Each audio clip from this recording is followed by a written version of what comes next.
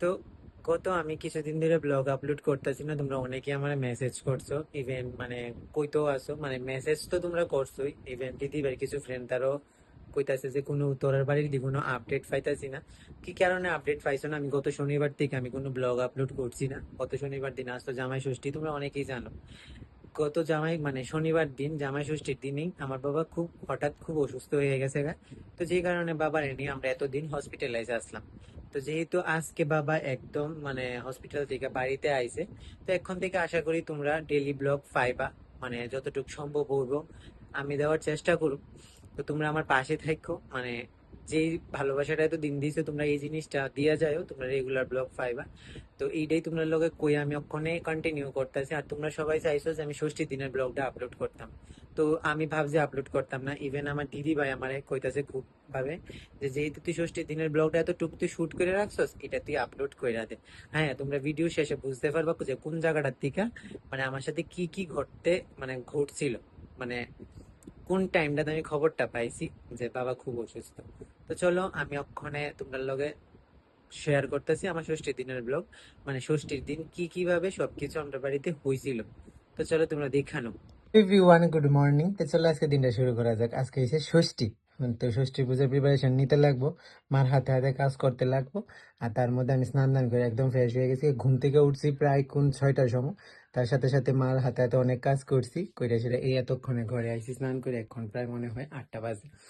তো যাই হোক, তো এদিকে আমি আস্তে আস্তে পূজার আয়োজন করি। আর মা গেছে ষষ্ঠীর জল তুলতে পুকুরে। তো আমিও প্রত্যেকবার মার সাথে পুকুরে যাই এই একটা দিনে, কিন্তু এবার গেছি না, কারণ কাজ করতে করতে অনেকটা লেট হয়ে গেছে, যাইতে লাগবে আমার দোকানে। তো বেশি বক বক না কইরা তো চলো কাজটা আগে শুরু করি। আমি আগে ঠাকুর করে যাই, ঠাকুর করে কিছু কাজ গুছাই এসে আবার তোমার লোকে শেয়ার করতেছি সবকিছু। তাহলে আমরা এখন মোটামুটি সবকিছু রেডি হয়ে গেছে, আসন গুছানি মানে ফুল টুল দিয়ে সাজানি, তুলসী পাতা দেওয়া হেই করে, মানে ষষ্ঠী পূজা আর বিপদনাশিনী পূজা সবকিছু রেডি হয়ে গেছে। চলো তোমার লোক আমি দেখাইতেছি। এদিকে হচ্ছে আমরা গোপাল সোনার আসন খুব ভালোভাবে সাজানো হয়ে গেছে। আর আজকে অন্য দিনের থেকে ফুল একদমই কম। এদিকে আছে গুরুদেবের আসন, আর এদিকে মা ধরাইতেছে ধূপটি। আর ওইদিকে সবকিছু রেডি, কারণ এদিকে যেহেতু দুইটা আসন বোয়ামু, তো এই কারণে আমরা এই ঘরে আজকে পূজা দেওয়ানের বন্দোবস্ত করছি। তো যাই হোক, এদিকে সবকিছু রেডি, অক্ষণ মা ধূপটিটা ধরাইলে তারপর মানে পূজা দিতে লাগবো আর কি। আর আপনারও আমি খুব লেট হয়ে থাকে দোকানে যাইতে যাইতে। তো চলো মা অক্ষণ ধূপটিটা ধরাক, তারপর আস্তে আস্তে পূজাটা দিকে আজ্ঞানো যাক।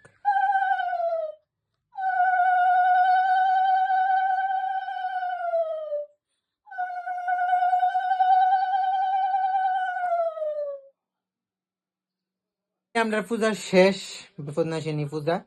তো অক্ষণ মা এক এক করে করে সবকিছু লইতেছে পাতার মধ্যে, কারণ আমরা অক্ষণ যামু জলে পাতাটা ভাসাইতে।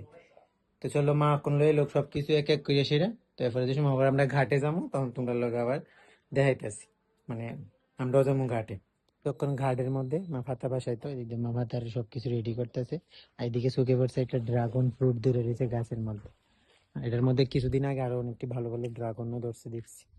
এদিকে মা পাতা ভাসাই লইতেছে। কাটা মাইছি একটু একটু, বাট দেখা যাইতেছে না রোদ্রুর লেগে। দিলাইছে আমারে প্রসাদ, আর এদিকে ফোন করছে দিদি ভাই।